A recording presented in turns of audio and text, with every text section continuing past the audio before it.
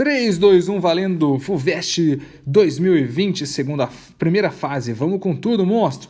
Em julho de 69, os astronautas Neil Armstrong e Buzz Lightyear fizeram o primeiro pouso tripulado porque tinha 3 pessoas, na superfície da Lua, enquanto seu colega Michael Collins permaneceu a bordo do módulo Columbia em órbita lunar. Órbita significa que ele estava girando, orbitando. Show de bola! Só dele falar que estava em órbita, girando, a gente já traz aqui informações para nossa cabeça do tipo movimento circular uniforme, do tipo força centrípeta e também do tipo força gravitacional. E lembrando que essa é mv quadrado pelo raio e essa daqui é o Gzão, emão dividido por d quadrado. Então já veio tudo isso aqui na minha cabeça, hein? Aí ele fala, considerando que estou aqui, ó, o Columbia estivesse em uma órbita perfeitamente circular a uma altitude de 260 quilômetros acima da superfície da Lua. Teacher, desenha a Lua aí para nós. Pronto, desenhei a Lua aqui assim. E o que essa nave está em órbita? Essa está em órbita, ela está girandinha aqui assim. O que é essa altitude que ele está dizendo? É isso aqui, 260 quilômetros. Mas espera, se ele está orbitando, ele não está orbitando por causa do centro da Lua? Sim. Então eu ainda tenho que levar em consideração o raio da Lua. Boa! Aí ele fala aqui, ó. O tempo decorrido em horas terrestres entre duas passagens do Columbia exatamente acima do mesmo ponto da superfície lunar seria d. O que ele está perguntando para a gente? Ele quer saber o tempo para ele passar no mesmo ponto. Então vamos supor que esse ponto seja esse. Então aqui ele passa pelo ponto X pela primeira vez. Aí ele vem, dá uma órbita e passa pelo ponto X pela segunda vez. Pera, se ele fizer isso, ele vai completar uma volta. Sim, ele vai completar uma volta. Então a pergunta do exercício é, em quanto tempo ele completa uma volta? Essa que é a pergunta do exercício. Só que em quanto tempo ele completa uma volta, a gente conhece como sendo o período. Em quanto tempo ele completa uma volta, a gente conhece como sendo o período. Então a pergunta do exercício é o período. Bom, teacher, fácil. O período, no movimento circular, ele está dentro da velocidade. Se eu der uma volta completa, 2π raio dividido pelo período. Sim, ele está aí dentro da velocidade. Tem como achar a velocidade só com os valores que ele deu? Ó, o 2, o π, o raio, não. Por quê? Porque eu não sei a velocidade e eu não sei o período, então não vai ter como.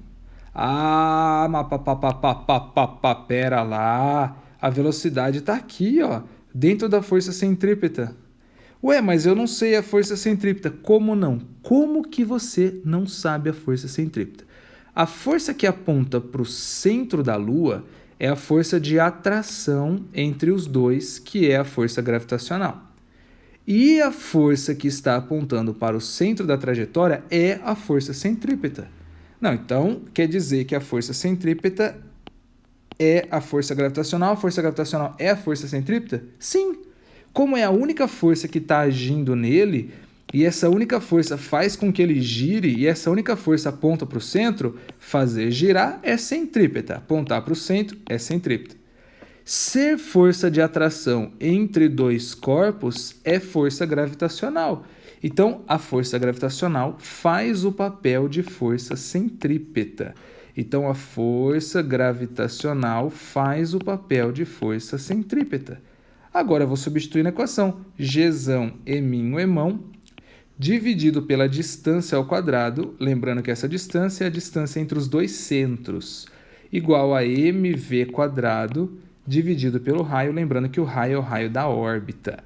Aí você fala para mim, mas teacher, ó, o raio da órbita e a distância entre os dois centros é exatamente a mesma coisa? Sim, o raio da órbita e a distância entre os dois centros é a mesma coisa. Então eu posso cancelar um raio com um d? Sim, porque d e r são iguais. A distância entre os dois centros e o raio da órbita são iguais. Então eu cancelei um só. Essa massa aqui é a massa do satélite. A massa menor é a massa do satélite. Cancelei também. quem que vai sobrar? Vai sobrar o Gzão vezes o Emão, que é a massa de quem gera a gravidade. O Emão é a massa de quem está gerando a gravidade, que a gente chama de Lua nesse caso, dividido por essa distância, que é igual a velocidade ao quadrado. Show de bola? Vamos virar a página agora para a gente continuar esse exercício. Aí você pega e me diz assim, mas teacher, pera, essa fórmula, isso aqui, ó, V igual a raiz de Gzão Emão dividido pelo raio da órbita, essa fórmula já é manjada, eu já conhecia essa fórmula. Perfeito, se você já conhecia essa fórmula, você poderia ter começado direto por ela. Mas aqui no caso, o que eu fiz? Eu resolvi começar fazendo as duas forças iguais, porque é um jeito genérico, que você iguala a gravitacional com a centrípeta, que é uma situação que vai acontecer várias vezes. Show?